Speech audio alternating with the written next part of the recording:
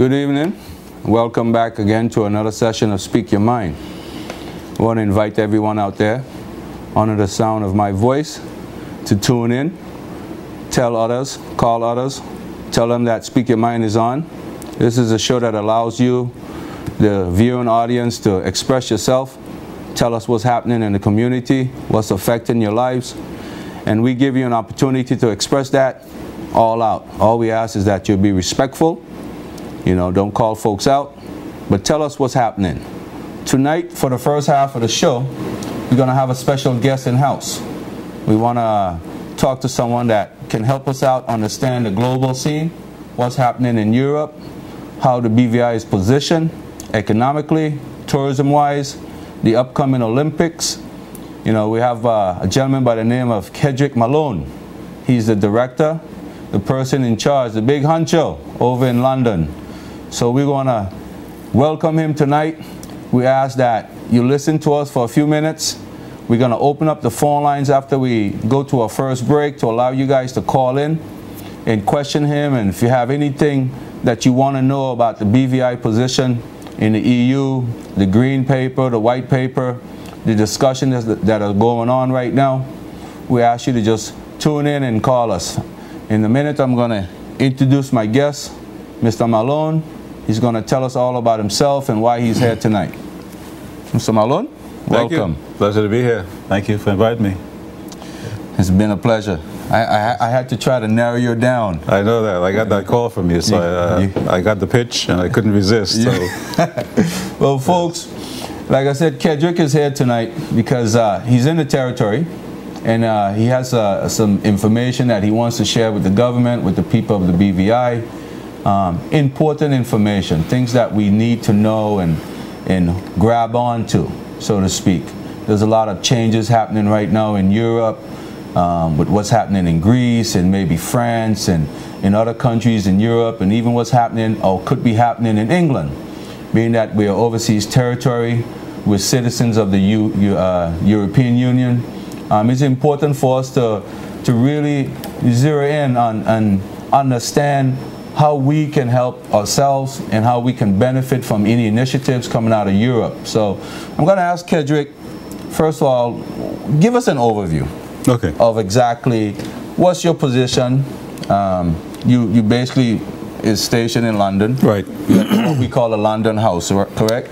My official title is the United Kingdom Representative, United Kingdom and European Union Representative for the government of the British Virgin Islands. Okay. We are essentially what is an ambassador or a high commissioner, except that we are not an independent country, so we are a representative. If we were an independent country, I would be an ambassador, or if I was a former British territory or colony, I'd be called a high commissioner. But I'm a representative. So you represent the government? I represent the government of the British Virgin Islands in the United Kingdom and in the European Union. Okay. And there are 12 UK overseas territories, and there are 27 European Union overseas countries and territories. And we work with those two bodies to represent BVI's interests in the UK and in the European Union. So, being that we are part of the European Union and we are overseas territory, how do we position ourselves within the European Union and also being a part of England? Do we have representation independently, or do we always have to go through the channel that we normally go to? We go through the FCO or someone to, if we have a concern. Right, okay. How do we address that?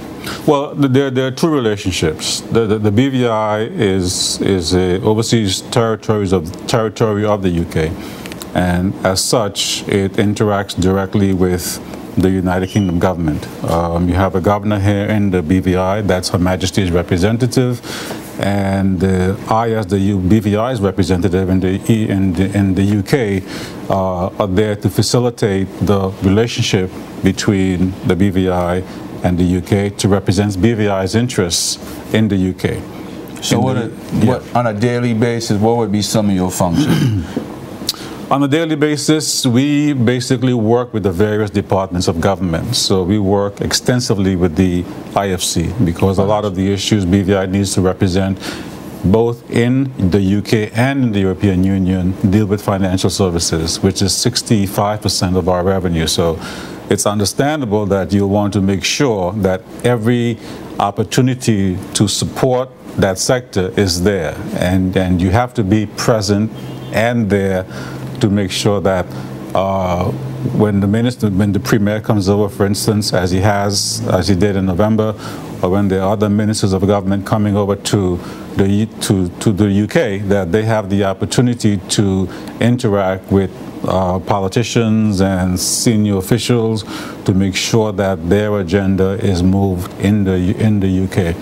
Also in the European Union, the Deputy Premier was just in Brussels for a meeting, an annual meeting of the European Union. So we would facilitate that, make sure that BVI position is clear, he's properly briefed, and that our role over there supports what the minister needs to do when he gets to Brussels. So we essentially work to support all of the interests of the territory in the UK and in the EU. And those are two very, very important relationships, both of which are being revamped this year, coincidentally, and we should talk about what that may mean in those two different arenas. Yeah, definitely. We'll get to that. What I first want to talk about is the, I know recently we've been having a lot of discussion about white paper. Right. Can you elaborate a little bit on that? What's in the white paper? What really is a white paper, and why should we be concerned about it? Right. Well, a white paper sets out a policy that governs the relationship between the overseas territories, in the case of the UK, and the United Kingdom government. There's also what was a green paper in the EU, which is also being signed in 2012. So ironically, both the EU white paper, which was a green paper, and the UK white paper will be signed in 2012. And what they do, they set up how the relationship will work. What are the rights and responsibilities of each, and what is the agenda for the next 10 years. The EU paper is for 10 years. The UK white paper is being re-established under the new coalition government. But the previous white paper was issued in 1999 under the Labour government, and that expired in 2009, and then the government changed in 2010.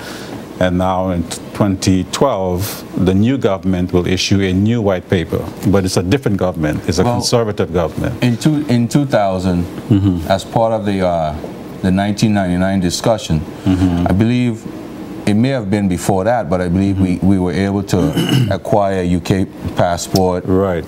We were now considered full citizens now of the European Union, or did it, and also UK? Right. Or did it actually happen before that, but it just took so long to get to us? What's new about this new discussion? What's new that the BVI could see benefit in being a part of that? I think if you look at both the UK white paper and the EU green paper, both of those relationships are stressing that they would like to have a partnership relationship with the territories. Previous to both of those papers, there was a sort of a developmental program where the European Union more so was providing assistance, developmental assistance to the territories. The relationships are now focused on the territories having more responsibility on almost a more reciprocal basis. So the European Union is now saying in the new relationship, which will be published by July of this year, we want to make we want to help you to become more competitive. We want to help you to lessen your vulnerability. We want you to work more integrated in your region. So the BVI will benefit from those three principles: regional integration, minimizing vulnerability in terms of economic vulnerability, environmental vulnerability, making sure that as small economies that these small islands are able to survive if the economies don't do as well as they should, or they have natural disasters, which they're prone to have because they're small islands, those kind of things. So the relationships are more partnerships now, which means that in a partnership, you have more rights, but you also have more responsibilities. And I think that can summarize both the UK and the EU relationships. More rights, but more responsibilities. So it almost seems like we're carrying two citizenship paperwork all in one. It seems like what you're saying is that we're part of now a bigger picture. The European Union. Absolutely. We can actually now communicate our needs or issues or problems in Brussels. Brussels, by the way, is in Germany. Right. Brussels is where the European Union is headquarters, where the civil service for the European Union is headquarters. And that's where Brussels. Parliament and everything. That's where the European Parliament is located. Now, would that be offensive to say if we're experiencing issues here? I know that, like you said, the Deputy Premier just had I thought it was a brilliant presentation over there. It was. I know you probably had something to do with that, but I thought it was a brilliant presentation. Would it ever be offensive to the UK if we were ever to go to them on a continuous basis to explain and you know, let them know what's going on, or do we go to the UK first and then hope to go to the European Union? Well, there's a member that the overseas countries of the European Union, of which BVI is one of 26, are supported by the 4 member states. There are 4 member states of the European Union that own territories: the United Kingdom, France, Netherlands, and Denmark.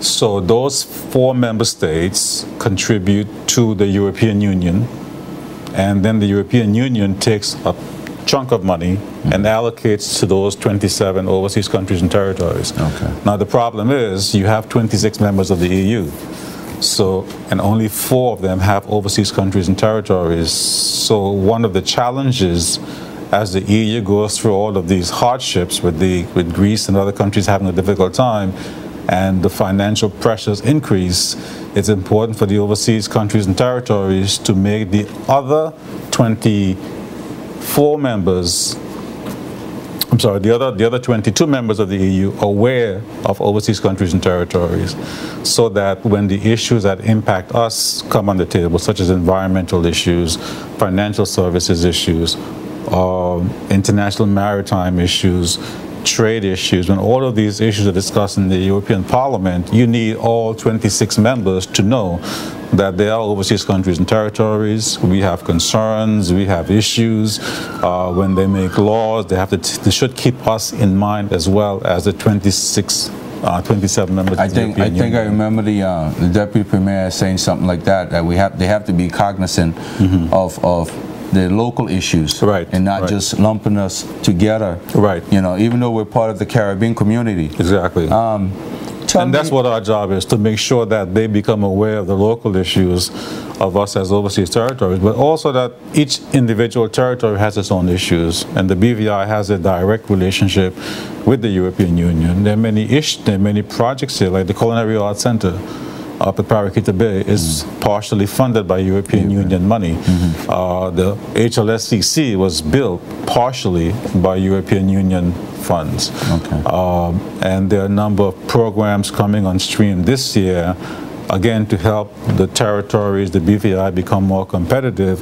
That is being funded by the European Union. So a lot of things that happen, that a lot of the support coming from the European Union, it's there. We may not be aware of it. But I think part of what I try to do in my role as the representative is to make people aware of the fact that we are, BVI landers are citizens of the European Union. I think that's important. You got to keep emphasizing that. Right. And it's a very important relationship, because as you look at how the world is changing, you know, Europe has its own challenges, but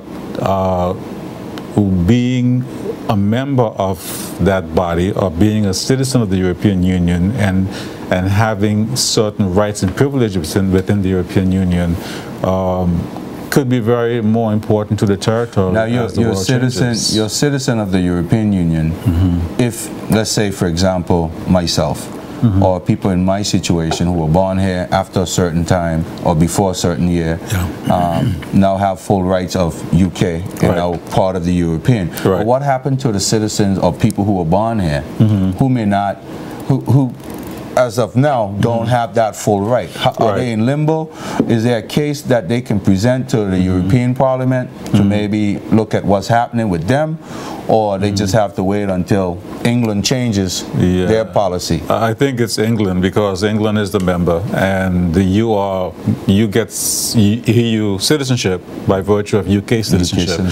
So I think that's an issue that would have to be sorted out with the UK. Okay. Yeah. Let me ask you something about our relationship. Obviously, you seem like you'd be doing a lot of work, you know, in the EU and so forth.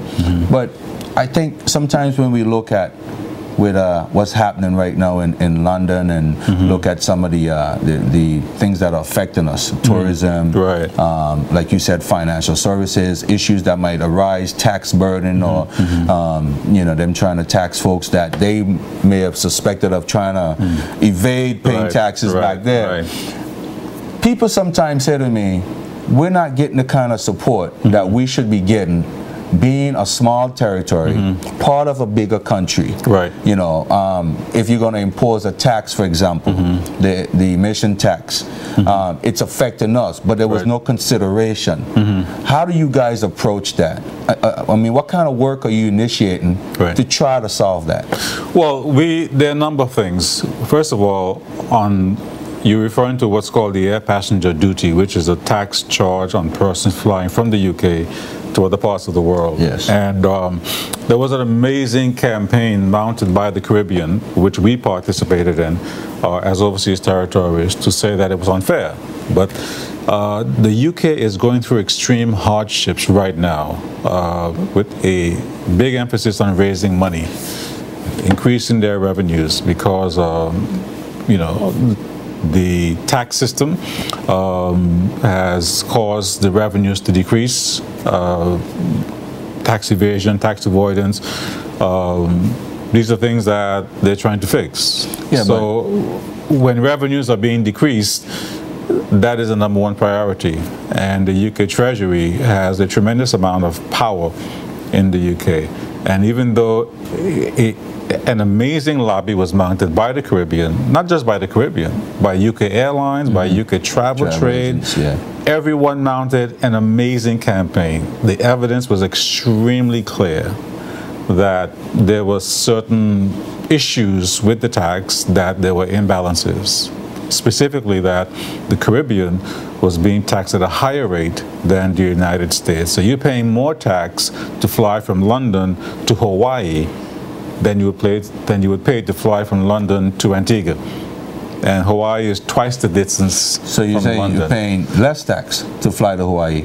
You're paying more tax to go to Hawaii. I'm sorry, you're paying more tax, more tax to fly to Antigua. When the tax is an emissions tax, which is based on the impact on the environment, and so the impact is twice as bad from flying from London to Hawaii, but you're paying less tax. And so those kind of things, you meet with parliamentarians, you meet with, you know, we met with the UK Travel Trade through APTA, which is the Association of British Travel Agents, Travel Professionals. You meet with Caribbean counterparts. We met with everyone. We met with And when you meet, everyone supports and agrees. It's very clear the Caribbean is being unfairly burdened by this tax. But when the evidence was reviewed, the decision was, we're not going to change it. I think it's kind of strange that they're not going to change it. Like you just said, you're paying less to go to a much further distance than you are coming to the Caribbean.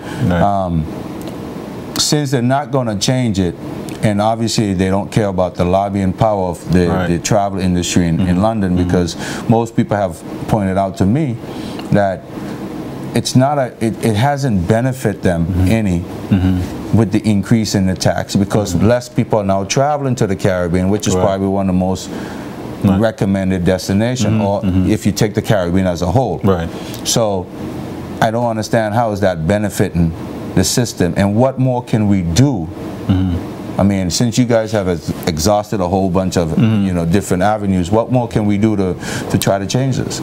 I'm not sure. You can just continue to lobby. I think the UK government just met with the Caribbean countries in January at the UK Caribbean Forum, and the issue was discussed there again. The Foreign Secretary William Hague committed to the Caribbean leaders that they would try and see what they can do to mitigate any negative impacts on tourism because of the tax. But the only impact that the only decision that's needed is to create a level playing field. Yeah. So at a minimum that the tax to the Caribbean is the same as the tax to US destinations.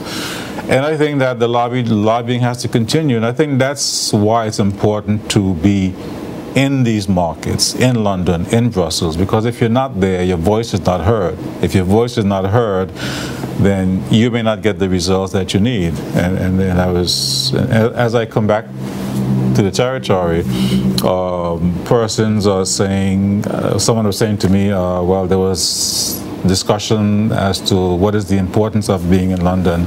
Why do you need a London office? You know, these are austerity measures being put in place. And I think it's important to understand, and we should speak more about it, why is it important to be present and have representation in these two major relationships that are very important to the territory? Well, we're gonna definitely hit that in a minute when we get back off the break. Folks, we're gonna take a break. We're going to go to support the folks that support this show. You also can support the show too. So if you want to, support the show, let us know. We're going to take a break. When we come back, we're going to really examine why is it important for us to have a presence in London. Obviously, there's a lot of things happening. It's important for us to be in front of that. We need smart people like Kedrick to be over there, always in front of this. So join us when we come back. Also, the phone lines will be open. So if you want to ask some questions as we continue this conversation, feel free to call us, all right? So we're going to take a break and we'll be right back.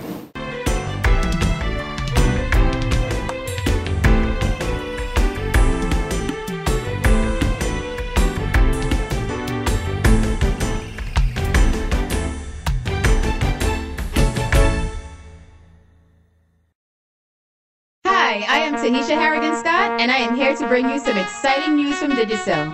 Now you can talk more and text more for only $15. A great new price plan from Digicel, the bigger, better network. Have you heard?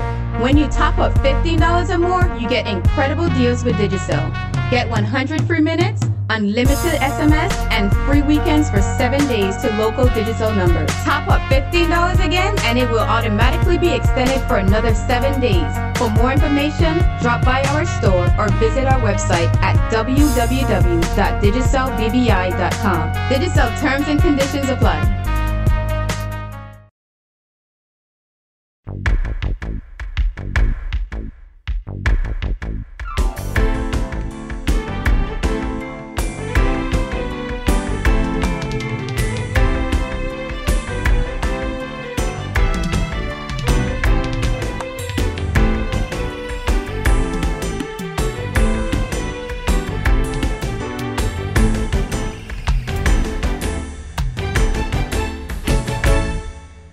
Again, we're dialoguing with Kedrick Malone. He's the director, big boss over in London at the London House. He's the guy who's always keeping us ahead of things, the trends, the issues, the politics, the economy over in Europe. He's gonna tell us a little bit more about the importance of this office in the UK. And then we're gonna go into some other areas. So again, we're gonna open it up. Tell us exactly, why should we? Why should we be in London? Why do we need to have an office there? Well, first of all, let me just give a little background. The London office was established back in 2002. So 2012 is the 10th anniversary of the London office. And I think in those 10 years, the office has served the territory well. And I think we have to accept the fact that the BVI is an international destination, international jurisdiction, international country. We're involved in international industries, and when you are involved in international industries and you have international interests, you have to be present internationally, and no one can represent you as well as you can represent yourself. And we've had persons in the London office who have done significant work for the territory on various issues, financial services, in tourism, in the whole UK relationship with the British Virgin Islands.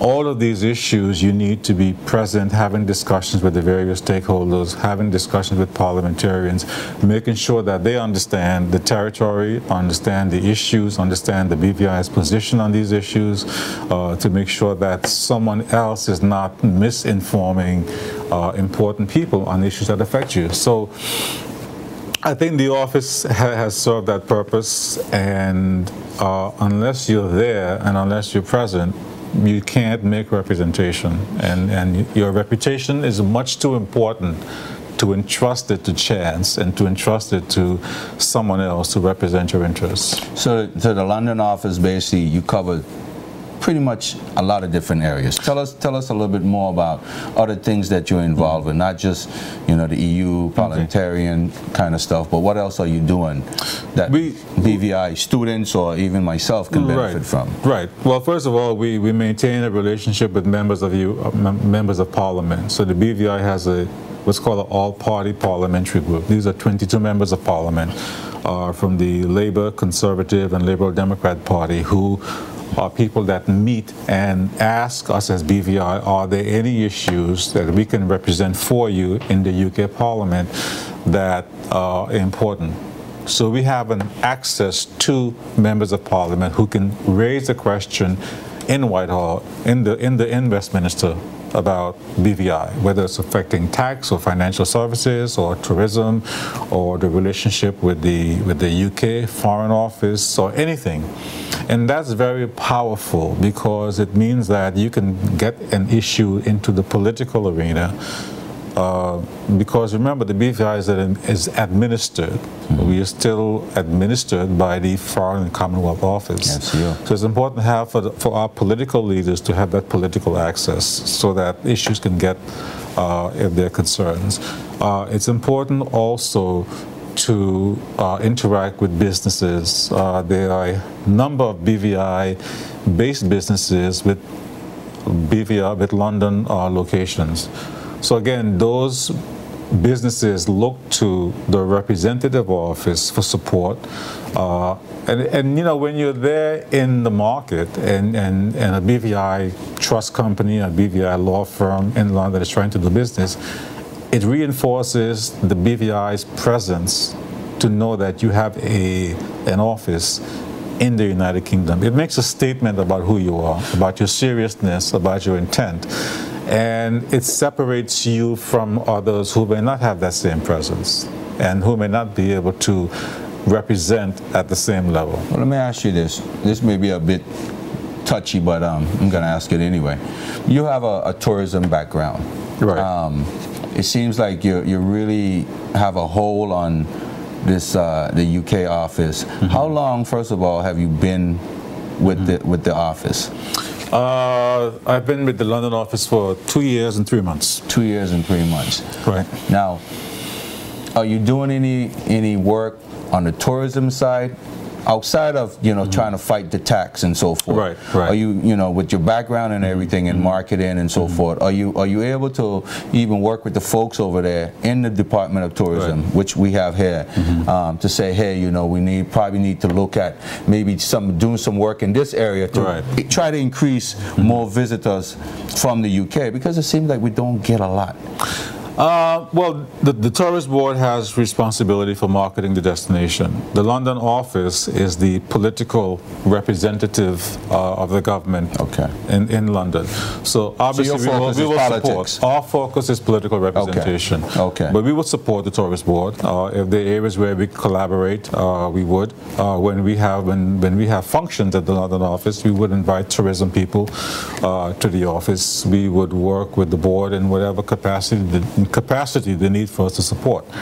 But we do not get directly involved in the marketing of the jurisdiction, of the destination. Tell us a little bit about, I noticed in your press briefing there was a headline, Arts and Craft Partnership. Right, right. Tell us a little bit about that. Well, you know, one of the programs that was started by the first director of the London office, Lorna Smith, back in 2004, was an annual art and culture show. And this was a great idea because it provided opportunities to promote and sell BVI art in the United Kingdom, which is a great art So you market. take arts and stuff over there from the BVI? We take arts over on an annual basis. Okay. And one of the reasons the idea became so apparent was because the BVI House is a beautiful building. It has this big 2-story gallery, which when you put BVI art in it, brings it to life. So for the past... Before you go, so the person there watching right now who's an artist, right, who's probably saying to himself, I try to be a part of that. Right, right. And he hasn't been allowed in yet. Right. Tell us before you tell us about the history of it, how that person can get in touch with you, right, to get that going. Well, we have a show coming up. Every Territory Day we have a show where we open up a show and it goes on for a year. So this Territory Day we have a show coming up, and on Monday coming we'll be meeting with the artists here in BVI. So if you're an artist and you are interested, you should already know that this Monday at 10 o'clock at the Department of Sports and Youth Affairs Conference Room, the artists will be meeting with the London office. This is the Artists Guild, and the London office will be meeting along with the Department of Culture, who has responsibility for development of the arts and who supports this initiative, that we will be having dialogue about how we can not just have art exhibition to the UK, but how we can create a business out of art. And the focus of the discussion is how do we develop business out of art, and we have gotten very good professional advice in the UK on how to do that. And I think after we have the meeting, hopefully we'll have a workshop in March focused on the business of art that will help artists to prepare for the UK and international markets. And I think there's no reason why we cannot grow art business in the UK. And you know, we've shown that for the last 8 years of the Art and Culture Show that BVI art has value in the UK. We want to increase that, expand it. So you do have a good exhibition whenever you put it on. We have a great exhibition. We have about 125, 150 people at the opening of the exhibition every year on Territory Day. And what we're doing going forward is we're going to have a structured program to market the art outside of the BVI House.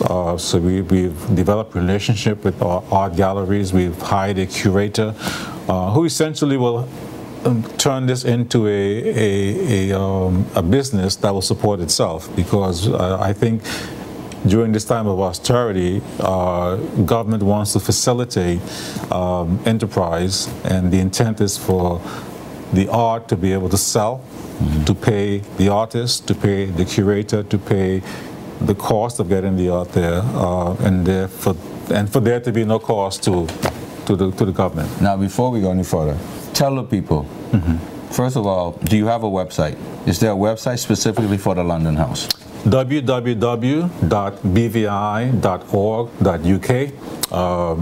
We have our own website. You can find information on there about the Art and Culture Show. You can learn about the London office. It links to a lot of government departments. There's a special link on tourism, one on financial services. We promote news that is of interest to our international audience. So please, www.bvi.org.uk. Okay, good. So tell us again something more about Friends of the UK. What is that all about? Well, I think one of the great things that BVI has done in London is we've established a network of people who support the BVI. These are members of Parliament, these are businesses, these are people who visited the territory, people who are social friends of the BVI. All of these people are there, and we have them as a resource if we need their assistance in industry or in any area where they feel they will want to contribute to work with the British Virgin Islands. All right, we're going to open up the lines. We're going to allow folks to call in. So let's go to the phone real quick and see who's online right now. Caller, you reach Speak Your Mind. Go ahead, please. Good night to you, sir. How are you doing? Very well, thank you. I call in because on February 14th in the House of Assembly, I listened to one of the ministers say some stuff. And I come tonight before the people to get a clear understanding of what he was saying. The debate was about the Customs Act. And he stood up and gave few examples of ways in which money leaves the country. But one stood out over the rest. He said, the expatriates send their money back home to feed their family, and nothing is wrong with that, because people need to make a better living, so they move to make a better living. But this St. Thomas thing, I come tonight to say I have nothing against nobody, no expatriates, but I look at equality for all. There's a difference. When expats send their money into their country, it's gone, never to be seen again. But when we go St. Thomas to shop, we get nourishment in our body. We buy building materials and etc. All these things coming back into our shows in our country. The same St. Thomas, Puerto Rico, and Miami, they are talking about using the same currency as us. When the expats send it home, they are getting value for their dollar. But when we go to St. Thomas, Puerto Rico, and Miami, the US dollar remains the same for us. And we have to get value for our money. The system set up for expats to send their money back home and in their country, and it is a drain on us. There is no system set up to collect any tax from the amount of money that's being sent out. No tax regulation to benefit us. So if they don't have to pay tax to send their money home, why should we have to pay duty to bring our stuff in our country? St. Thomas people is our people. I want to let Minister know that them St. Thomas people is our people. We have a place down there in St. Thomas with the Carlin Patola. You have the Smiths, the McTavers, the Fraser, the Thomas, the Patterson, etc. Them is our people. So don't stand up in there and go and let St. Thomas people, we people. That's our people. Then people come up here to vote too. What is wrong with we going and putting money in their economy? They're helping us while we helping them. So Carla, you won't have a problem with someone sending money home to help their family as long as there's some kind of tax being placed on that money. That's what you're saying? Yes, and our country benefiting from us. Now let me ask you this. Wait. Rob Hartford, he said nothing is wrong with them sending their money back in their country, but something is wrong with the St. Thomas thing. You understand? That's showing. Why are showing us? It's okay for them to send their money home, but it's wrong for we to go to St. Thomas. And who was the minister that made that statement in the House of Assembly? That was the Minister of Education made that statement in the House of Assembly. It's playing right now on Channel 51. You can look at it and see proof that he said, God, I take it, and when I hear he said, I replay it over and over in my head to see if that is exactly what a man said. Not they have their family to do. So we don't have our family. So the money that we send to St. Thomas, that we go to St. Thomas and shop with, and we buy goods and service, we bring it back to the country, we pay taxes, that's not a big help to the economy here in the BVI? Yes, it is. Okay. But when they send their own Western Union and MoneyGram, it's gone. Money ain't coming out to give the government. No tax ain't coming out. No duty ain't coming out for that. I understand, Carla. It has to be balanced. You can't be in the House of Assembly standing up talking them to kind of nonsense for people to hear. One get up after a story about a pie. And when I add up that pie with the story with the computers, the person is still the same. So let me ask you this, not to change the subject a little bit, right? But I'm going to do that anyway. What do you think about our position, the conversation we're having tonight, about some of the things that we need to be aware of in the European Union, in London, you know, so we can strengthen up ourselves? What do you think about the conversation we're having tonight? I didn't get to hear the conversation you're having because I just reached home, right? But this is what our government needs to do. Our government needs to come close to our government, Social Security, and the banks need to come together. We have expatriates here in our country. we create a database for them. If the paycheck is $650, if they come to a bank with a check with $2,000 and they can't stay where they get $2,000 from, the money has to go someplace until you can clarify where you get it from. But the bank's already doing that. 500 people when we had here can't get work. We need to do that. The three parties got to come together as one for the system to work. I understand. Then we have the person who then gave the chairman for BVI Health Service Authority. One of the territorial candidates get up and say they have other people who qualify in that field, but this is the person that they feel fit to put it. That's wrong. They have other people who could do that job there and make $1 out of that job. Stop helping people that don't already go help themselves. Because too much poor people are struggling. Help them. Somebody qualify in the field, give them the I against he getting the position because there's other people here qualify for the position. And one of the territorial NDP person get up and say so too. What do you have to say about that? I'm all ears to speak your mind. I appreciate your comments. So they have to be careful when how they're behaving in the House of Assembly because 500 young people looking at them and listening to them. Yeah, but getting them ready for the work field, behave in the right way so the young people could know how to behave when they go on the people them job place. But I to work so they could follow. But I think Carla, just in all fairness, the Minister of Education has been doing a lot of work that I believe the Minister of Labor should have been doing. So you got to give the Minister of Education a little bit of credit. I mean, he has really stepped out.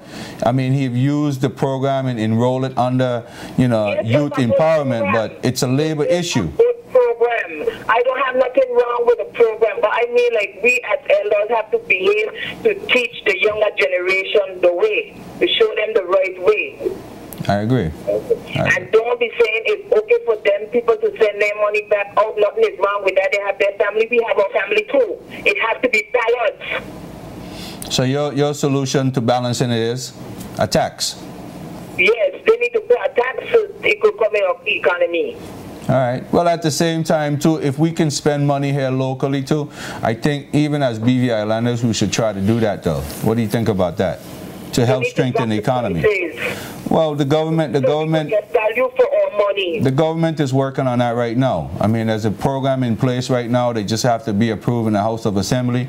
They're giving businesses a tax break to allow them, and hopefully they'll bring more product in the country and at a cheaper rate. We can get it at a cheaper rate. Because they were giving an example about the Capri Sun, but the schools were selling the same Capri Sun 50 cents for one, 10 in a box, right? If 50 cents for one and 10 in a box, that's $5 a box. $4 in the case, that's $20. So when he was saying the other businesses carry their own up 50, the schools them had their own $20 for the whole case because if a child paying 50 cents for one and 40, that's $20. You see? I understand. Okay. You have a good night and thank you. Thank you very much. Keep calling. All right. All right, folks, we're going to take another break again to make it possible for the folks who, take care of the show, sponsor the show, keep the show alive. And again, if you guys want to, dig in your pockets and sponsor the show anytime, just feel free to call us, contact JTV. And again, while you're watching, please let folks know that they can watch this show live on the internet if they don't have, if they're not in front of a TV but in front of a computer, or call your folks overseas. We're talking with Mr. Kedrick Malone. He's a very important guy. He's doing a lot of work, and you guys need to be aware of some of the work he's doing to help strengthen the BVI economy. As you know, tourism and financial services are two main pillars. He said earlier that his office is more of a political office. It deals with matters of law and issues of taxation and so forth. And financial services is a #1 money earner in this country. So it's important that you guys tune in. If you have any questions related to what we've been discussing, please call us and let us know what you're thinking. Give Kedrick your questions. He's very capable of answering your questions. So we're going to take a break, and we're going to be right back.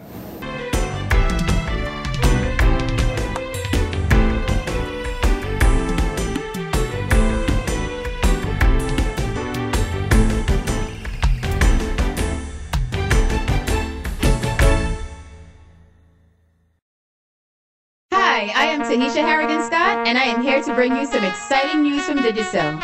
Now you can talk more and text more for only $15. A great new price plan from Digicel, the bigger, better network. Have you heard? When you top up $15 or more, you get incredible deals with Digicel. Get 100 free minutes, unlimited SMS, and free weekends for 7 days to local Digicel numbers. Top up $15 again, and it will automatically be extended for another 7 days. For more information, drop by our store or visit our website at www.digicelbvi.com. Digicel terms and conditions apply.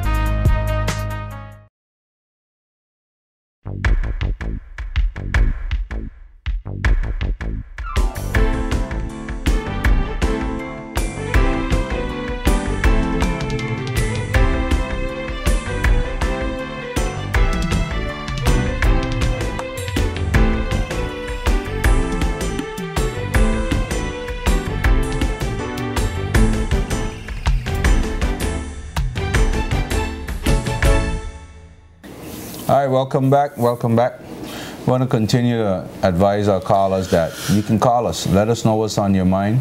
The show is called Speak Your Mind. So the phones are open. What we'd like to do tonight, at least for the meantime, if there's something that we haven't talked about that relates to the UK, our relationship with the EU, and so forth, we ask you to just call us and let us know. We have a phone call. Let's go to the phone real quick, and we'll come back to more dialogue with Kedrick. Caller, you reach Speak Your Mind. Go ahead, please. Hello, good night. Good night. I just heard a woman calling a while ago. Does she believe that people just come and pick up money into a dollar just like that? They have to work for it. Now, if a person comes in the BVI, you have to pay rent, you have to pay taxes. And if you have to send money home, they got to pay to send it home. What happened to that? She ain't believe that everybody is human being. What she want us to do? Take some money and bring it to she that she could feel good? Everybody come and they try to work as hard as possible that they could make things. And if they have $1 to send home, why she wanted to put a tax on it? She a criminal or something? Look at the cost of house rent in Tatura. Everybody got to sacrifice to pay the house rent. They got to pay transport, they got to pay water, they got to pay everything. And that woman they must put a tax on $1 if the person wants to send home $1 that they work for. I believe she's a criminal. She got to be angry about something now. She got to realize that how people went about the same and work and send home their money. What do you want people to do? Some people been here for years. They don't know if they will be able to settle here or not. They have to make preparation where they come from. Because when they get there, they have to go back where they come from. What happened to she? If she was the ruler, she'd have made some laws that maybe nobody will come here.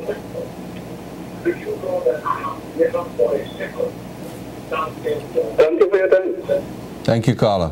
Appreciate your time. So, Kedrick, like we were saying earlier, obviously you're doing a whole bunch of stuff in London. Right. Tell us a little bit more about some of the things you're doing that can benefit BVI lenders, benefit the country. And also, we want to ask you about the relationship. Obviously, you were there when you had the old government, and now we have a new government. Right. Tell us a little bit about the new relationship, the comparison. Well, I think the new government is a coalition government, which everyone is aware of. It's a combination of the Conservative Party and the Liberal Democrat Party.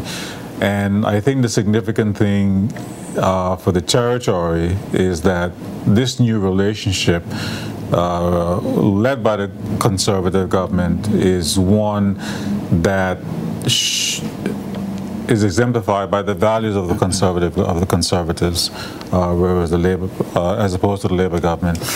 It's the white paper that's coming out, I think, will reflect that.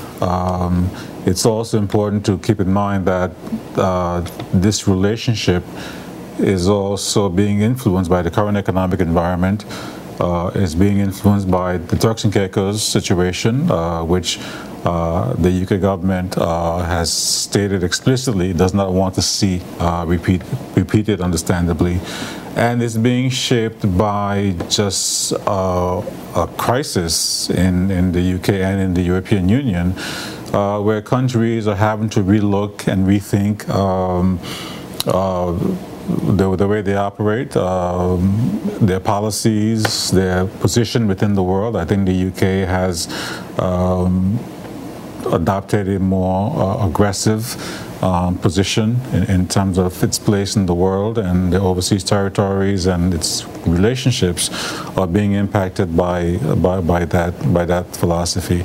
So it's a very different time. It's a very different time now than it was in the past, and I think all of that will be reflected in the policy that will be published sometime during 2012. So you pretty much have some confidence in the discussion right now with the with some of the measures that are outlined in the new white paper. Obviously, a lot of people here are having some issues with some of those things, but you feel very confident in some of those? Well, I think... Hold that thought. Yes. We're going to go to the phone real quick. Right. All right, we just missed that call. Caller, call us back. We'll get back to that. Go ahead. I think that it gets back to the point I mentioned before. We're entering a period where there are greater responsibilities and greater opportunities. I think that the territory will have increased opportunities to strengthen its relationship, but it will also have greater challenges, greater responsibilities, greater opportunities. And that's reflected in, if you listen to the early discussion that the UK had about the relationship, one of the words that they kept using is that they wanted a more grown-up relationship, a more mature relationship. So when you ask for a more grown-up, more mature relationship, it entails you taking more responsibility, you being more accountable, and there's a higher expectation, and I think that will be translated into policy. Yeah. Can BVI Islanders, people who are now holding a UK passport, can we vote in election, and why not, if we can't? You cannot vote in UK elections, no. You can vote in European Union election because, interestingly enough, as a citizen of the UK, you are a citizen of the European Union, so you can vote for a member of the European Parliament. But no, you cannot vote for a member of the UK Parliament. And why is that? You're not a resident. So I would need to establish residency in the UK. Well, you can get a passport, establish residency in the UK, then you can... Well, I have a passport, I just need to live there. You need to live there. I can join the armed force, I can join the police department. Right. From here, I can, apply. Right. But I can't vote. You have to live there. Yeah, you have to live there. Yes. So I'm a full citizen, but I'm only a full citizen. Well, once you have the passport. But I think therefore, even if you are born UK citizen, there are residency requirements to have certain rights and privileges in the UK. You have a number of students in London. Right. Obviously, you do some work with them. There's always some press briefing about things you're doing. Tell us a little bit about that. Well, we have a growing number of students in London, which I think is I would say probably about 60 or so.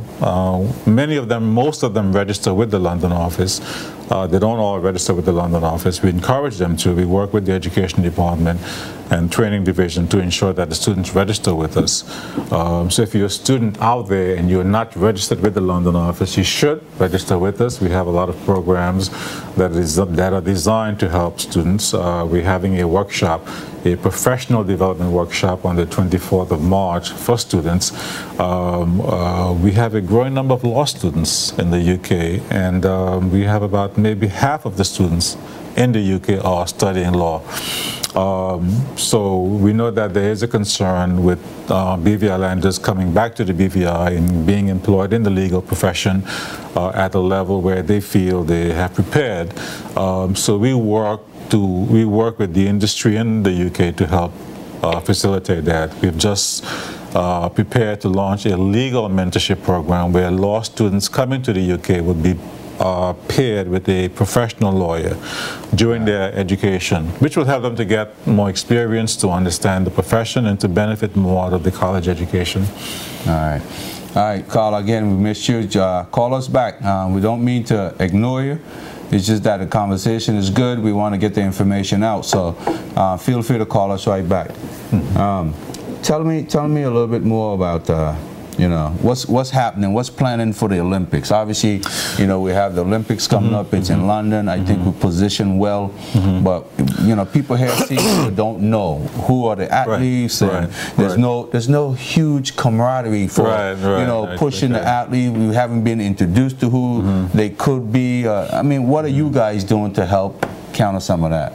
Well, we are there in London, and we have worked with the Olympic Committee, and obviously because the Olympics are in London, it makes sense that we would try to support the Road to London 2012. We raised $16,000 for the Olympic Committee last year at the Art and Culture Show, and those funds are now being used to help the athletes on the way to the Olympics. So you need more funds? Well, I think the Olympic Committee will tell us that. We had a meeting with them this week, and they're having a press conference, I believe, next Tuesday morning, where they'll unveil all of the plans for going to London. But in terms of what we do, we would be there, of course, when the athletes are over. We would make sure they participate in whatever activities BVI House is putting on. We will have a reception during the Olympic period for the athletes to meet the friends, because they raised $16,000. How can the people out there right now watching contribute? I mean, is there appeal to folks right now watching, or maybe help out? Hold that thought. Let's go to the phone real quick. Caller, you're on Speak Your Mind. Go ahead, please. Okay, good evening, gentlemen. I have a question for Mr. Malone. Okay. Currently in the territory, we have a number of young people who are interested in studying, you know, pursuing studies in the UK. Yes. What is your office in the UK doing to help these students in terms of getting information or finding out what the studying criteria are, or what they have to do, or the process that they may have to go through, so that they can be, you know, effective in their applications? Outside of just asking them to register on the site, is there any site that they can go to where they can get the information that they need to help them during the application process in source and institutions where they can actually go over there and study?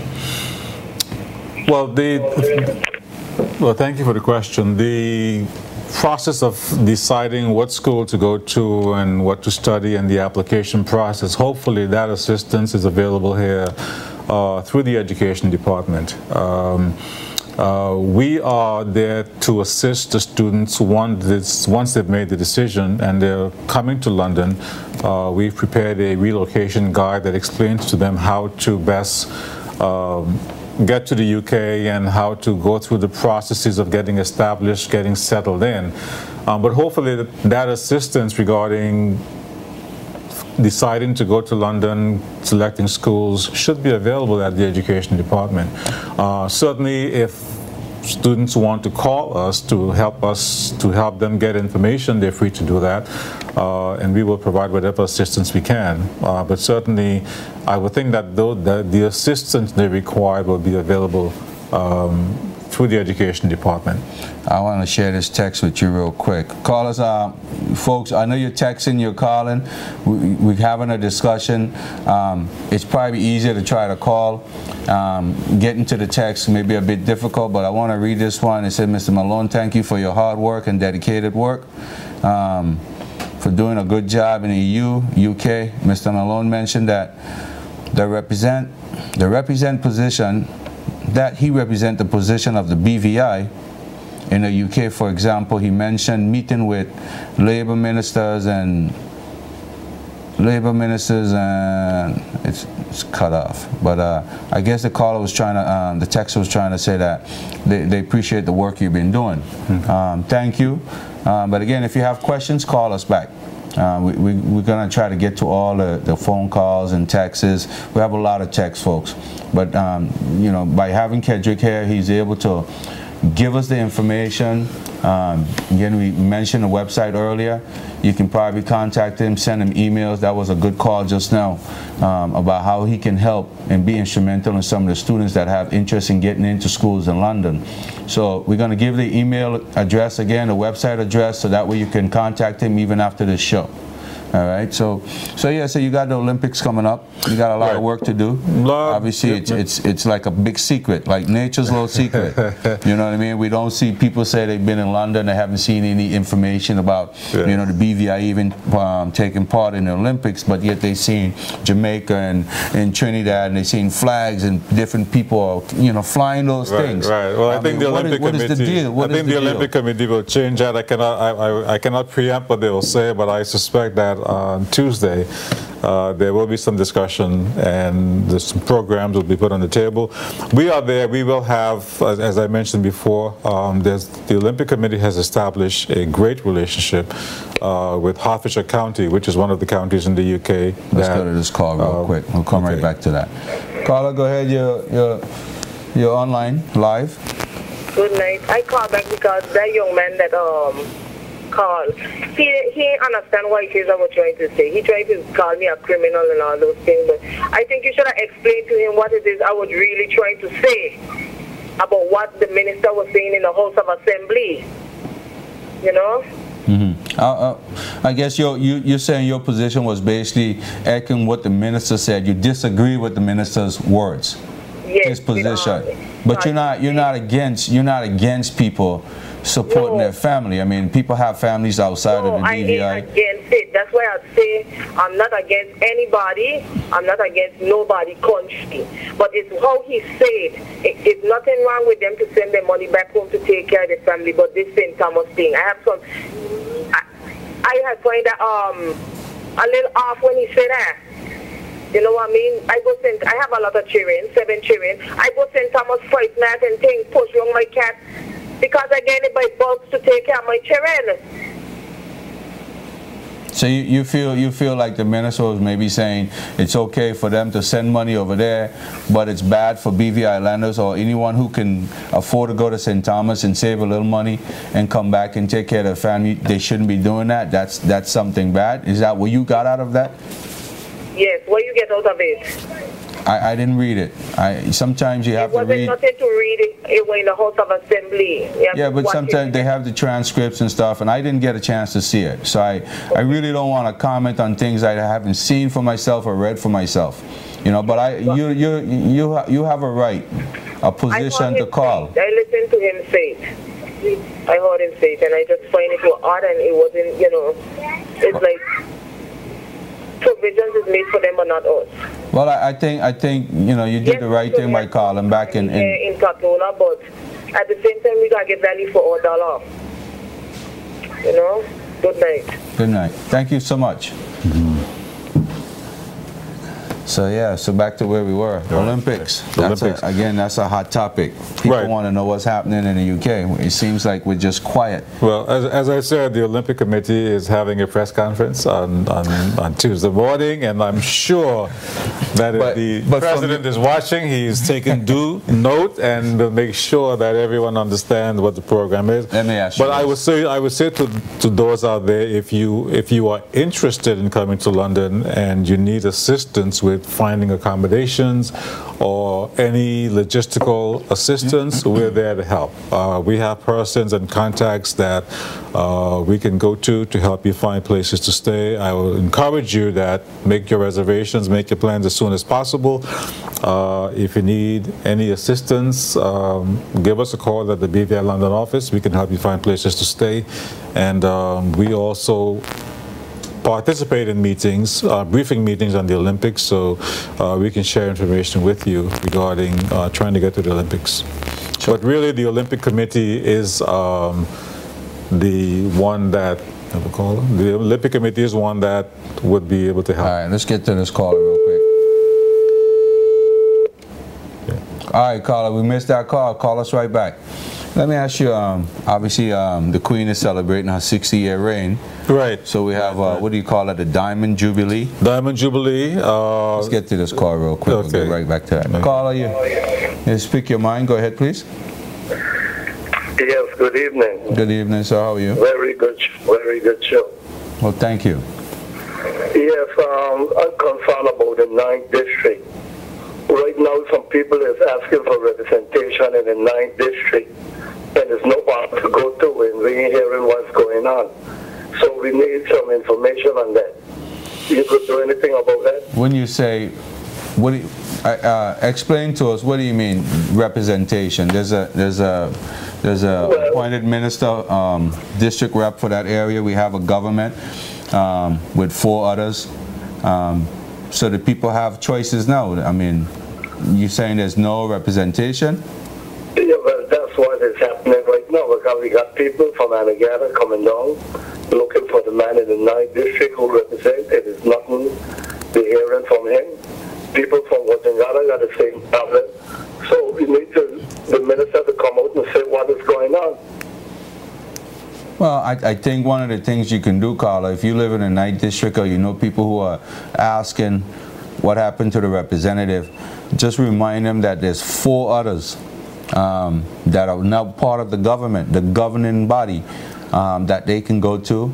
And I believe there's a district officer, there's somebody appointed or hired to look at the different districts. They should be in the area most of the time, and then they can utilize media such as this. Write letters, send us your letters, and we can print those letters and submit those to the minister, the premier, the deputy premier. You have a minister for conservation and fishery and all of that. So I know recently out in Anegada, the deputy premier has been over there talking to fishermen and so forth. So, I mean, there's definitely some representation. Well, right now, what's going on? The real man we need to talk to in the 9th district, who represents the 9th district, he's not around. And every time you go and ask for him, they tell him that he's still on sick leave. So it is something there, because the other minister really looking forward to him. In that part, so we ain't getting no good representation from none of the other 4 guys. So because they're saying that he is the man they got to go forward to. So your situation is that you haven't seen Mr. O'Neill.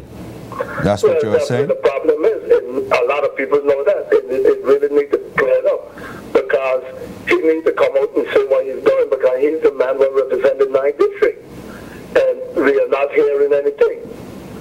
And we got people who have problems, and they need to be, you know, we need to be talking to him, and we're not seeing him, we're not hearing him. Well, I mean, I'm sure Mr. O'Neill is somewhere. People can call him. I think there's a district office, right? You can utilize the district office. And again, we have 4 other representatives for each district. Each district in the BVI. If the person who's there right now is not part of the government, there's 4 others who they can submit their information to if you're having concerns, anything in any area. I mean, you can definitely get to those people. The premier office, you know, you can call them. You can call the office. You can leave a message. Hopefully somebody will return yours. I haven't had anybody return mine. So I've called them several times, but I'm sure they're working on it. I know they're busy right now with standing finance. So, you know, you can tap into the government even if the representative is MIA. Missing in action. You got 4 others you can call, you can send letters to. We see them on the street. That's one of the good things about our system here. We see our representatives on the streets every day, and we can have conversation with them and tell them what's happening in our lives. But let me ask you a question, Carla. Right now, we're having a really good discussion with Kedrick Malone. He's the person in charge of the London House. They've been doing some great work over there. How do you feel about our position right now with the UK, looking at what's happening? Anything you've seen so far tonight that you have a concern about? Well, I just get into the show, so I didn't get too much to follow up on that, but I will listen a little more, and I'll get back to you. I'll call back. Definitely. We appreciate your call. Thank you. There you go. So we got some people, definitely, there's a lot of people watching, but they're not calling. Some of them are texting, and it's hard to get to the text when you're trying to dialogue and so forth. But we were on the Jubilee. Tell us a little bit about that. What is that all about, and why should we be concerned about it? I mean, obviously, we haven't seen the Queen or any of her representatives. I mean, we would like to see the Queen. I mean, geez, you know. Well, there is a visit being planned. But the point I would like to share with the audience is that there's a pageant being planned in the UK where 1,000 boats will be pageanting and sailing up the Thames River. And significant about that is this event has tremendous global coverage. So there's a huge opportunity for overseas territories and the BVI as an overseas territory to be exposed and to make the public aware of the overseas territory. All right, let's take this call real quick. Caller, go ahead. You're on Speak Your Mind. Go ahead, please. Hello, good evening to you and to your guest, Mr. Malone. Good evening. Good evening. I'd like to say congratulations to you, Mr. Malone, for the hard work that you've been doing in the UK and in the EU. Keep up the good work. You're representing us well. Thank you. My question tonight is specifically as it relates to establishing positions in terms of how they are represented or how you obtain them to represent them in the UK, say in the House of Parliament. My thing is, I'm not very much privy to us doing things like opinion polls or referendums so we can establish public opinions. So I'm very much concerned as to how those positions are obtained and how they are represented or how the questions are being answered in terms of the BVI position. Okay. Well, as the representative of the territory in the UK, I obviously have to work very closely with the Premier and the Premier's office on issues that where the territory's position is being requested, it has to be represented. And those are based on various functional departments. So for instance, financial services has particular issues where the financial IFC and the FSC make professional representation within various organizations. But what the London office does is support those entities. We will support the IFC or the FFC in ensuring that the politicians in the UK or the officials in the UK are aware of those positions. So the positions are put forth by the respective agencies of government, whether it's the Financial Services Commission or the International Finance Center. If it's a political issue, it would come from the Premier and the Premier's office. If it's an environmental issue, the position would be expressed by the Minister of Natural Resources, etc.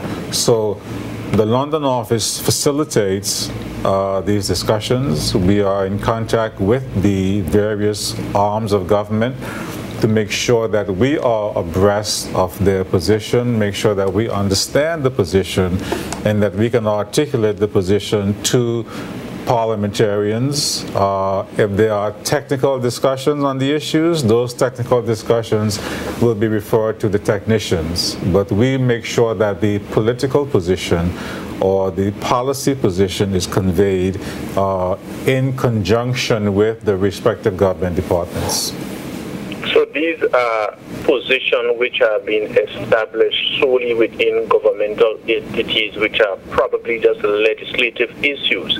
But how, let's say, for example, labor issues in terms of, let's say, for example, trade union rights and trade union as a movement in terms of person working and how they're treated, how does the public views like those establish as a position and represent, let's say, in a Labour minister position in the UK Parliament? Well, the Labour minister would be advised by the Labor Department on whatever international issues related to labor that he would need to be aware of. So, for instance, persons going away to conferences will be briefed on those issues, and they'll make those representations.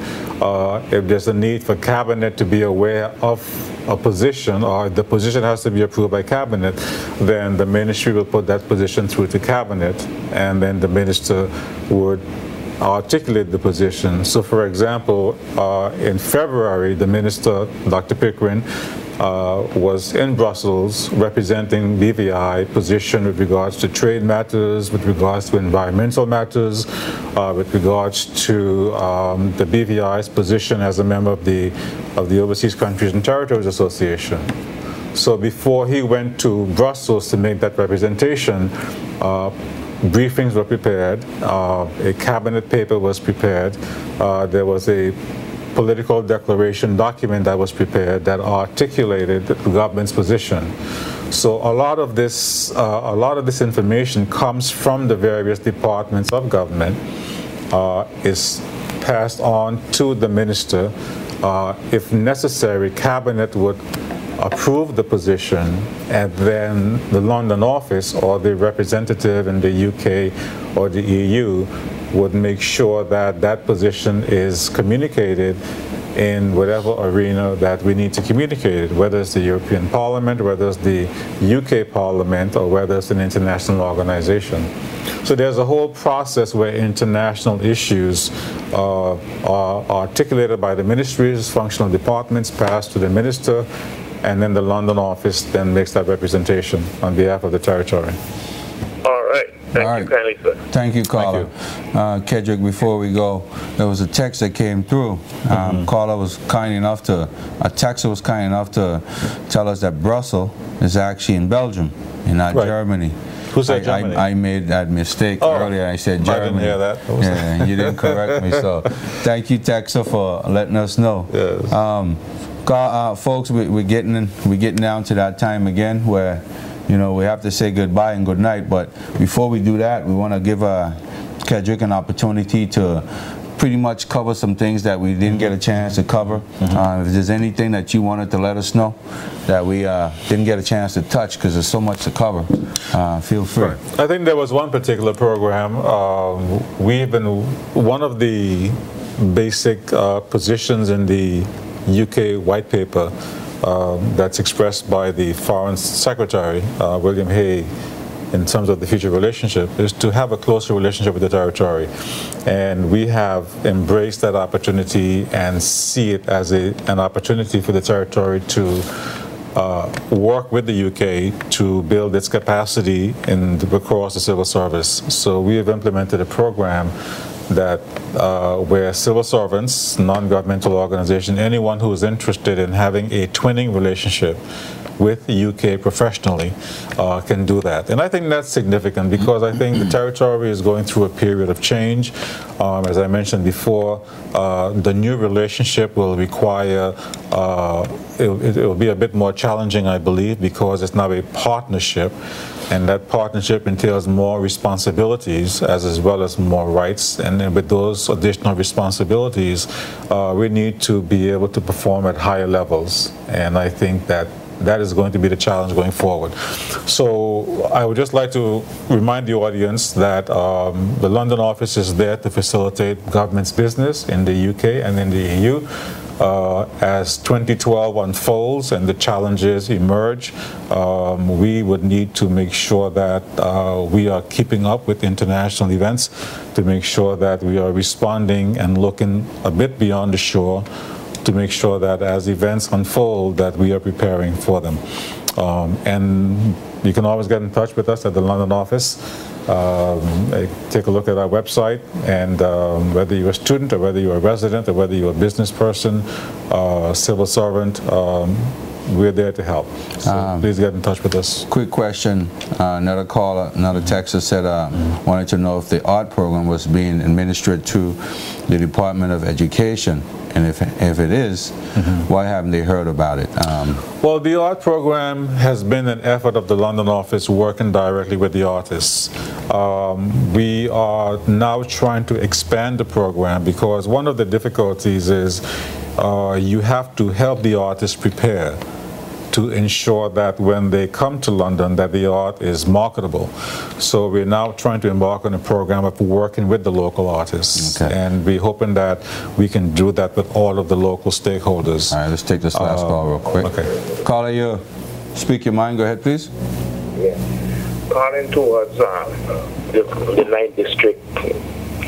Everyone in the 9th district know that Ralph O'Neill is sick. He's an old man, and they still put him back in. So what am I aware? They had a young, intelligent, and vigorous guy to run against him. They didn't work for him. They put him back in. That man, helped to watch Ngara. He in there for 30 years. He didn't got bad woman in the bats. None in Spring Bay. They don't have a hospital. They don't have nothing for Ngara. But Ngara have the most hotel in the BVI. What did put him back in for? He falling down. He was here in the hospital. He gone to Miami hospital. He managed a sick man. Two meetings in the legislature he missed. So what he called him for? Did they put him in? That's garbage. Tell him to put in a representative to represent them. Thank you. Thank you, caller. I think it was another text also that talked about special facilities for disabled kids. Do you guys facilitate any of that? And special needs, people that need special attention, like for example, if they were sick here in the BVI, can you facilitate them maybe coming to England to get treatment? Right. There's an Overseas Territories Health Program. The UK government provides access to UK health services, which are among the best in the world. So if someone has a health issue that cannot be accommodated in the BVI, they can go through the hospital, through social services, and participate in the Overseas Territories Health Program. We have worked with persons who have been over there for kidney transplants, for special surgeries. We will support them while they're there, and but that service is accessible through the Chief Medical Officer or the Chief Social Development Officer, and we will assist and support those persons when they come to the UK. Okay. All right, just before we go, just give the viewers again the website, the address, if there's any phone numbers or so forth where they can call. Right. Give them that information for me. BVI London office website is www.bvi.org.uk. You can give us a call at 01144 7539 835 750. Or you can send an email to bvi@bvi.org.uk, or send me an email, kmalone@bvi.org.uk. That's a lot. That's a lot. So if not, just give us a call at BVI London office. You can reach us through the government has a central number. And I'm sure they can also contact the local Premier's office here, and then take that in. So exactly. All right, folks. When we come back, we're probably going to be wrapping up, but we're going to take a break just to give honor to those that make the show possible. So join us. We're going to be right back for a few more minutes to wrap this show up. Thank you again.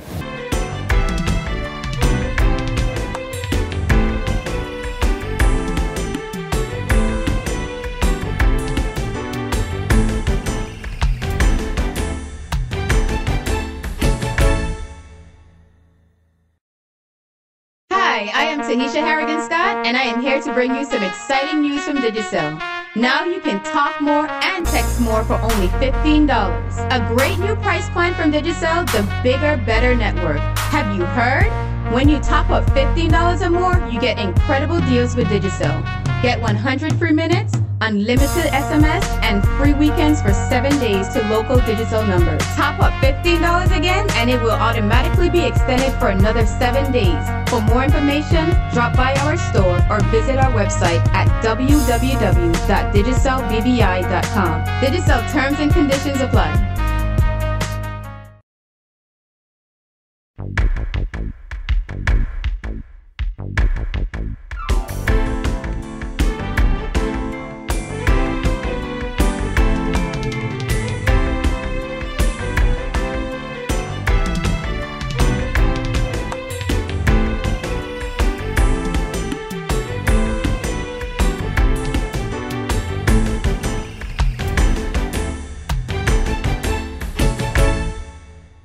All right, so we're back, folks. Thank you again.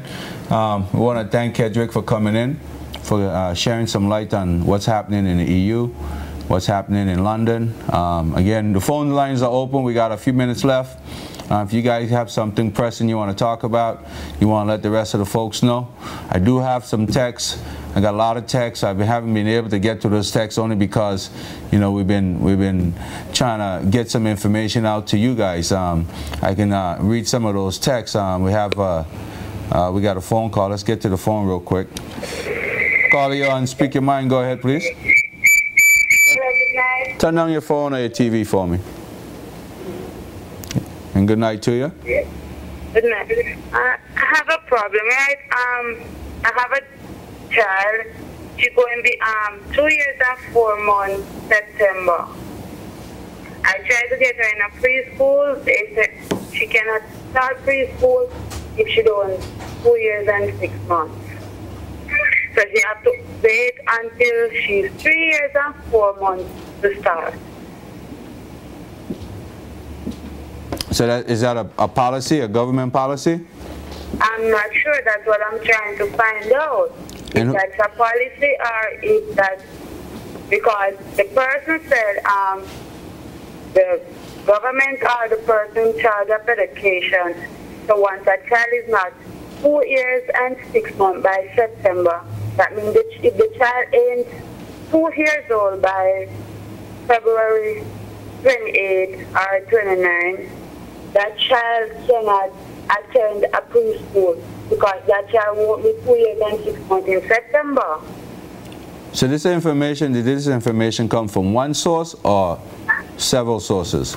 Several sources. So you visited 2 or 3 different preschool and they all said the same thing? Yeah. So then it must be a policy. If it is, you should probably ask for a copy of the policy. If it's a written government policy, they should have something on file to give to you as a parent. That's what I would do. Yeah, and then you can go forward. Because when I look back at it, you're going to have some children in a class 2 years and 6 months and some children 3 years and 4 months. So is daycare an option for you? Or preschool is the only option? No, it's like the child is more like somebody who needs like more assistance in teaching. So it's a child that read, she will say her ABC, she counts, but she needs like a little more assistance. I know some of the daycare right now are actually doing a lot of work with young kids. That might be an option. I think you do have a situation. It's not a problem in my view. You do have a situation. You should probably try to get a copy of the policy. The Ministry of Education should have that. I would call the PS over there to find out if it's a policy and then go forward. I don't agree that people should fight policies if there's other option. If there's an option to put a child in a daycare that's an advanced, that can help the child until that point, I say utilize that. Otherwise, you know, you're going to be frustrated trying to fight something that's not going to change. So that's my best advice to you. Okay. Thank you so much. All right, folks, I'm gonna hit some more texts. Again, keep calling. Let me get to the phone. Caller, you Speak Your Mind. Go ahead, please. Yes, good evening. Good evening. How are you? Good. Yeah, just calling now about the beaches. We're going back now down to Smuggler's Cove, where is one of the nice beach. It seems like they don't have nobody who in charge of these beaches because they got some bad behavior going on the beaches with guys who've been fighting there over a few months ago with tourists mashing up their camera. And since that last week, the ambulance had to go down there again where the same guy been fighting with another guy in front of the tourists and blood been shedding, machete and thing been pulling. All kind of things went on. Police and ambulance had to go down there. Who really in charge of these beaches? And they're looking into these things because the same guy them is still down there on the beach. Well, the last government had a beach commission. Conservation and fishery, I believe, is in charge of some of that. You know, we do have a new minister who's very cognizant of what's happening. So I believe some changes are coming. You personally witnessed some of this behavior going on the beaches? Well, I witnessed it. The tourists have witnessed it, and they're still talking about it because some of them been here now for 2 weeks, a week and more, and they want to know really what's going on because they saw that, and the same person is down there walking through them, and it's like, you know, nobody in charge and nobody doing nothing. And the ambulance was there, the police were there. Yeah, but something needs to be done. Then again, you got a lot of people down there. You don't know who's playing domino, hanging out. And there's all kind of thing going on, and somebody needs to look into it. So this is just Smuggler's Cove, or this is other beaches? Well, Smuggler's Cove is where I really say this activity taking place all the time. Well, then I think... So I want to know if there's anyone who could look into those things, because there's a serious thing. You got people fighting through the tourists all the time, people creating problems. I mean, somebody got to be looking into this thing. And the same people here walking through them like nobody could tell them nothing. Well, what I would suggest then is that people like yourself should probably bombard the Ministry of Natural Resources and Labor phone line. You know, bombard them with phone calls when you see these things are happening, because that's affecting our tourist industry. And right now, I know the government wants to increase revenue, and we only could increase revenue to you know, tourists feel welcome, happy to spend money, and telling their friends about the territory, and then they encourage their friends to come and visit. There was an incident just recently, and I believe it was in Nevis. You know, a Supreme Court judge had a situation there, and that information got out, and it was so bad, you know, it could possibly stain the tourism industry down there. So, I mean, if you're seeing these things happening, you know, I suggest, you know, right now, I mean, this is a good chance to get the information out. I'm glad you're calling, but definitely the minister is a very wise guy. So I would think that, you know, you yourself have other people call with you. Call his office first thing Monday. You know, bombard their office with phone calls. You know, this is we have to be more proactive. So I would suggest that. Okay, thank you, sir. No problem. Thank you for calling. That was a phone call about beach and issues on beaches. Again, seems like the beaches are a big problem in this country. We don't have any management. Seems like people are afraid to take action. You know, we have a lot of squatters on our beaches. We have people who want to do legitimate business on our beaches and are not able to do it. So let's get to the phone real quick. Call in and speak your mind. Go ahead, please. Hi, good night. Hi, good night. I want to find out if students are eligible, students from the BVI are eligible to receive bursaries or grants in the UK. I hear your phone call, but it's breaking up. It's an echo, like you're listening to the TV or something. If you can turn that down and then repeat what you just said. I would like to know if students from the BVI are eligible for bursaries or grants in the UK. That would have been a good question for Kedrick, and he left. I don't want to play expert on that, but I know the Minister of Education should have a lot of that information available. There's a lot of scholarship being handed out every year to students right here in the BVI to go over to the UK and study. Grants sometimes, if I'm not mistaken, I'm sure somebody will correct me if I'm wrong on this, it's something that you get but you pay back. So I wouldn't want a grant. I would definitely look for a scholarship if I'm smart enough, and there should be scholarships available. As soon as funds is available, I know the government is going to be giving out a lot of scholarships. So I would definitely be calling the Minister of Education. You know, he has a Facebook page. If you don't know it, get to know it. Send him that same question on Facebook. Do you Facebook? Yeah. The minister, he's a very active guy. So I would definitely send him a Facebook message and ask them that question, because obviously you're looking for something, you want to educate yourself, so why not? Okay, thank you. No problem. Thank you for calling. That was a very good question right there about grants. Carl, if I made a mistake on that, identifying what a grant is, I think I remember when you get a grant, it's like they're giving you money to go to school, educate yourself, and once you're done, you have to pay it back. She sounds like a young person. Let's get to the phone real quick. Caller, you're on Speak Your Mind. Go ahead, please. Good evening. I'm calling in regards to a little concern that I have in regards to tourists that may come from other countries where they may be accustomed to use the beach in their own nudity, you know, and then they come to the BVI and they dress in whatever manner and they take off their clothes on the beach, you know. And I have seen instances where taxi fellows bring them to the beach, and I think it's fit and proper that a taxi should, the taxi operators should even indicate or advise these tourists that they should not be dressed in, they should not dress at the beach or what have you, you know, because these people tend to be on the beach totally naked or half naked, and the taxi fellows just, I look at instances where they sit there and just enjoy the view, you know. Basically, the ethics behind it, that's all my concern is, and I wish that someone could address it, either the government or the taxi association. Thank you. Thank you for calling. Appreciate that call. I think that's a very good call right there.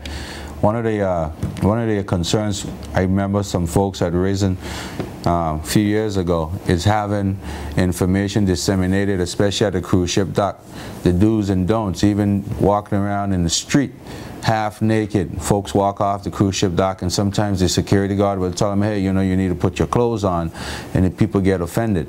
Even smoking now in public seems to be like such a relaxed attitude. You know, people smoking among other people who don't smoke. You know, somebody could be suffering from asthma and they don't care, and it seems like they think the world is theirs. So, you know, there's definitely some attitude adjustment that needs to happen, but the taxi guys are part of the solution, yes. But at the same time, we have a system in place. We have a tourist board representative over at the cruise ship dock that give out enough information, but sometimes it may not be enough. So sometimes the people just, that's their culture, that's their behavior, and they think it's okay. And if it offends you and it's not legal in the BVI, don't feel bad. Go over and tell them they need to put their clothes on if that's the situation. So keep those calls coming. I'm gonna get to some more texts. We have a few more texts to cover. I know you guys were waiting to get your texts read. We weren't able to get to a lot of them simply because, you know, Kedrick was trying to share a lot of very important information with us. There's a nice text here about the lady who's sending her money to St. Thomas. Let her know when they are flying high financially and the Tolians were going there to make $1 to feed their kids, they were hog up and sent home. Now they are sad that others are doing it. That's the caller right there expressing their dissatisfaction with the caller. But I think, again, the caller is not saying that it's wrong.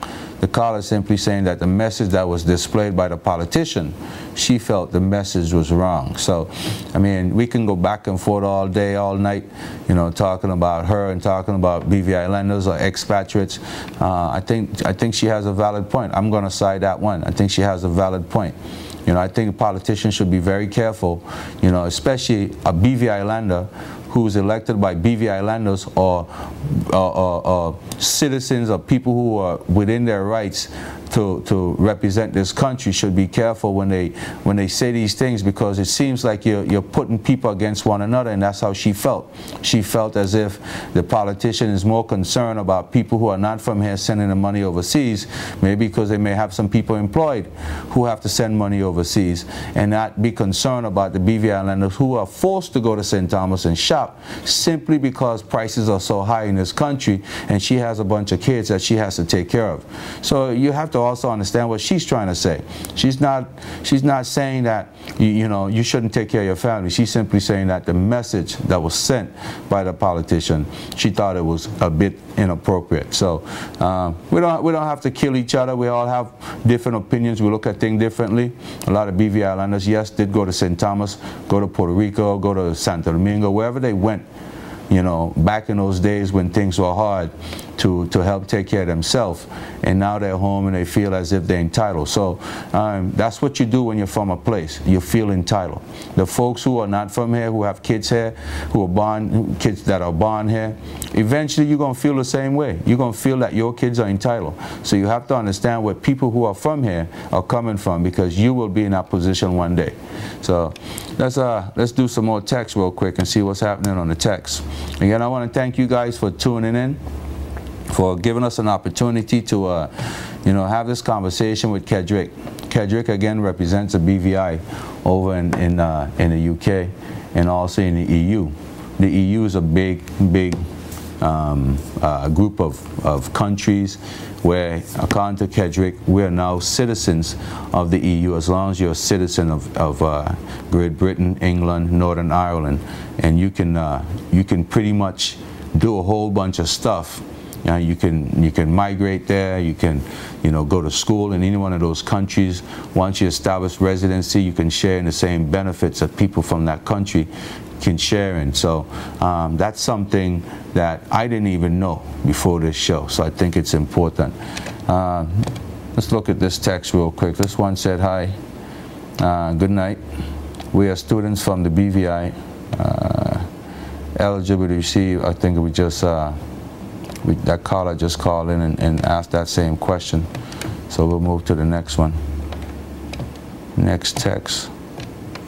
If a man from our island get a child with a woman from here, the child live with him, now he wants to go back home and take the child with him. How can he go about it? A man from here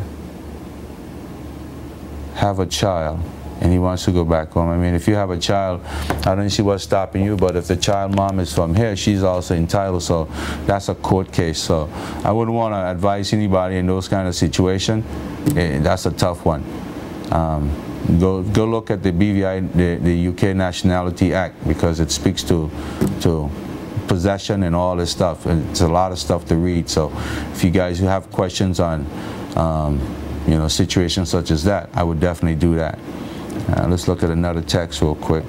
Folks, we're winding down, so if you have if you want to call in, feel free to call in. We're here. We're going to be here for a little bit more, probably a few more minutes, but we still want to give you guys an opportunity to call us and let us know. Tonight, my co-host, I think he had a special night, so some of you that were tuning in just to call Courtney and let him know what you were thinking. I was here also. You could have called me, but Courtney had a special night tonight, so I wish him all the best. He's probably looking to make sure I didn't make any mistakes. So Courtney, I'm sure he'll let me know when I see him again. This text said, good night all. This one is about Kedrick. He left already, but this one was just again bigging him up, telling him what a great job he's doing. They thought that you know, he's truly representing the BVI over in the UK. This one here is the art program being introduced through the ministry. I think we read that one already. They wanted to know if the art program is being administered to the Ministry of Education, and how can they know more about it. So we're gonna wind down and wrap up the show. I thought we had a good, informative show tonight. I want to thank all the folks that, you know, were trying to call and didn't get through. We weren't trying to deliberately ignore you, but the conversation was good. The information is important. Information is key to our survival. The folks who did get through and had comments or concerns, you know, there's challenge to take your concerns. Definitely, you know, if you're having an issue with education, there's an educational department. There's a PS. If you're having something that deals with beach and these sort of stuff, you know, there's a department for that. So, you know, you need to start being more proactive, call these people up, send emails, send texts. This information should be public knowledge. So I would definitely, tell folks to find those channels and find the people who are responsible. You see them every day. We hear them in the news. They're making comments and statements about certain things. Those are the people who are responsible. So definitely, you can hit those people up. All in all, I thought it was a good show. We covered a few things again about the London office, things that they're doing over there. They have some really good programs. It's important that, if you're here in the BVI and you're looking to go to London, according to Kedrick, there's an information package that you can probably obtain through the website, and there's guidance that they can help you out with different things. If you're looking for medical treatment, you got students that want to go over there. The Olympics coming up, that's a big event. I would have loved to maybe hit that a little bit more, because I thought it was so important with the Olympics coming up, and that to me is the biggest stage in the entire world and give us an opportunity to get in front of a lot of people. So let me take this one last call. Caller, go ahead and speak your mind. Go ahead, please. Yes, good night, sir. Good night. Yes, I make a contribution to the BVI festival last year. I'm a mask designer, and I make a contribution, and I was told I win a prize, and up to now, no one called me, no one tell me nothing when I try to sign up or going, and I hear people been getting paid, and up to now I get nothing. I went by a lady who I think was a part of the festival committee, and she told me not to come back and ask or anything. When they get wire finance, they would call me and tell me. And I just want to know what's going on. I'm aware the government is strange, but I would like to know what's going on, because I would have put out a lot to make this contribution to the BVI festival, just to make it big and brighter. And when I make a contribution, it's not about me, because when people come in and see my production on the road, they're not going to say, I'm not from here or whatever the case may be. They are saying they went to the BVI and they saw something beautiful. So I just want to know what's going on, because it's been a while. So I wish someone could just tell me something. So Carla, you made a contribution, meaning you're an artist. Yes, I'm an artist. And you perform at one of the events. No, I built Carnival costume. You built some troupe, actually. You did some work for the festival fairs and committee. Well, I did it. I was sponsored by, I don't want to call whoever sponsored me, but I had a troupe, if you understand what I'm saying. And my troupe was placed in a third position or second position, whatever the case may be. And not just what they give you, a trophy or a little fund. But no one tells me nothing up to now. And when I go to the people who I would have go to meeting with, they tell me not to come back by them again, and I'm lost. So have you had a chance to, I believe somebody was mentioned recently, I'm not sure if they're fully appointed yet, or maybe it was just conversation in the news, as a new chairman of the Festival and Fairs Committee. So have you had a chance to approach them again? No, but I didn't get to approach that person. Like I said, the government changed. I didn't get to approach. I approached the person who was passed, because it still works. And I went by them recently. What they tell me is that the money ain't passed yet, but as my understanding, these people have been getting paid. So it's unfair to me, to some people getting paid, and some is not. So you were hoping to get some sort of payment? Yeah, because I would have played, so I supposed to get some payment. I would have come second before and get paid. You're looking for pay because of the placement or because of the work you've done, what you said you got sponsorship from? Because of a placement. Because I placed, I know I'm supposed to get, because they give you a farm, tell you first price goes to that, second price is what, third price is what. So I know the procedure. I got you. So you're looking for what you rightfully earn. You place second, and you want that second price. Yes, if they tell us something, I love what I do, and it's not. The money can't compete to what I have spent in any event. But tell me something. It's just unfair for me to know other people have been getting paid, and I'm not. Well, give them a few more weeks. Another week. Let them settle. Check the news to see if the person who was announced to be tapped has been confirmed, and once that person has been confirmed, I would definitely approach that person. But again, if you don't have any documentation, I would definitely have some kind of documentation in front of me to make the process easier and quicker. That way you can get better help. Well, I have my name of my people and everything to prove that, you know, I take part in the festival. So, you know, yeah. I guess I will do it. I will take your advice on that. Definitely. Okay, thanks a lot. No problem. Thanks for calling. All right, folks. So again, it's about that time. So we're gonna again thank you guys for calling.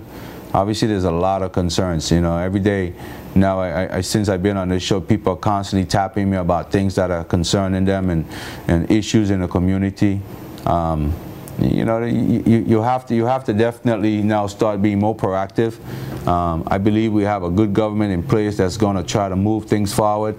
So if you have an opportunity, go seek it. Go talk to the people that can help you get things done. Don't just sit back and hope that things will happen. So, you know, look at what's happening in the community. Let's all be proactive. Let's all help one another. Let's do what we need to do to move the BVI forward, because if the BVI is successful, we all are successful. So again, we were able to cover a whole bunch of stuff. You know, anywhere from what's happening in the EU. We talked a little bit about the white paper. That was important. If you haven't had a chance to weigh in on that, you should have. The white paper, if you live in the BVI, you know, there was a series of discussions that were held to help us so we can help ourselves, you know, formulate the opinions of what needs to be done in the BVI, so, and how we want to see ourselves, you know, positioned in the kind of relationship we want to have with the EU and even the UK. So we don't always want to sit back and wait for them to do it for us, so we could do that ourselves. So again, it's been a good show. I want to thank everyone for watching. Stay tuned. Next week we'll be right back. Same place, same time. Normally the show starts at 7:30. We'll try to make sure we're on time next week. If we're not on 7:30, we'll definitely be on at 8. So don't give up on us. Call us. Let us know what's happening. And to that, I want to say good night. Thank you for watching.